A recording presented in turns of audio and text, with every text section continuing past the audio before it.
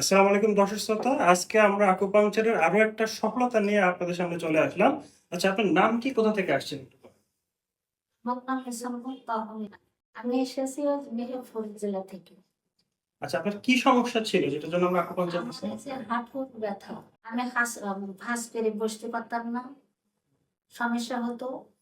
কিন্তু এই আকুপাংচারের এগুলো দিয়ে আমার এখন ব্যথা আল্লাহর মানে রহমতে আচ্ছা, অনেক কমে গেছে। আচ্ছা, আপনার এই ব্যথাটা কতদিন ছিল আগে?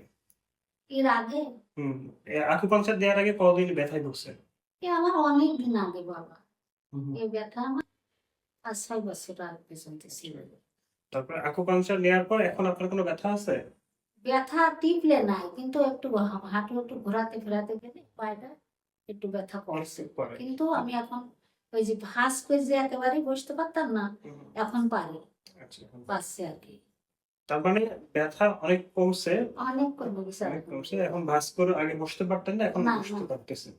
তো দর্শক, রোগীর মুখে শুনলেন আসলে উনি অস্টিও আর্থ্রাইটিসে ভুগতেছিলেন হাঁটুতে, যার কারণে ওনার হাঁটু ব্যথা ছিল। উনি ভাঁজ করে বসতে পারতেন না, হয়তো নামাজ পড়তেও কষ্ট হতো।